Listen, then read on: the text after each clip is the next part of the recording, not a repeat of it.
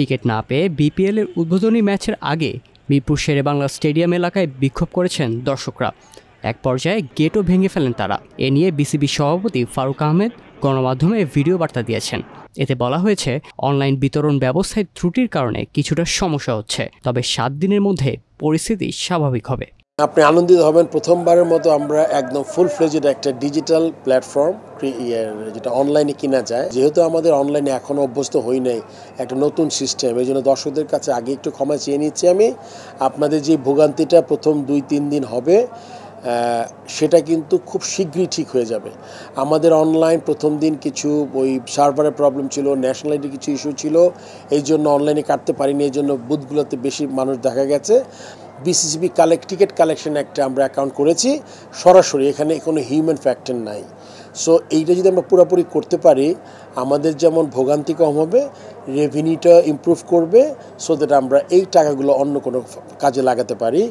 আর আপনি বলেছেন ঠিকই, দর্শকরা যখন কালকে নতুন জিনিস যখন হয় তখন আসলে একটু প্যানিক করেছি আমরা, কিছু গুজবও ছড়িয়েছে, এগুলোর থেকে আপনারা কান না দিবেন। আপনি দেখবেন ইনশাআল্লাহ আগামী 2-3 দিন মধ্যে ঢাকা রাউন্ডে মোটামুটি আমরা পুরোপুরি জিনিসটা একটা সিস্টেম এনে ফেলতে পারবো। যেই ডিভাইসে আপনি কিনে নিয়ে আসবেন, ওই ডিভাইসটা আপনি শুধু যেই চেকার বা ট্র্যাকার বা যে মেশিন নিয়ে লোক থাকবে আপনার, কেন এটা আপনি জানেন এটা ডাবল ট্রিপল প্রোটেকশন দেওয়া টিকিট, এই টিকিট নকল করতে পারবেন না। কিউআর কোড ছাড়াও এখানে আরও নতুন একদম মানে খুবই উন্নতি প্রযুক্তি ব্যবহার করা হয়েছে, বিডিএস, এটা আপনি ইচ্ছা করলে নকল করতে পারবেন না। সো এটা যদি আসবে, মেশিন রিড করবে, আপনি ঢুকে যাবেন নিশ্চিন্তে।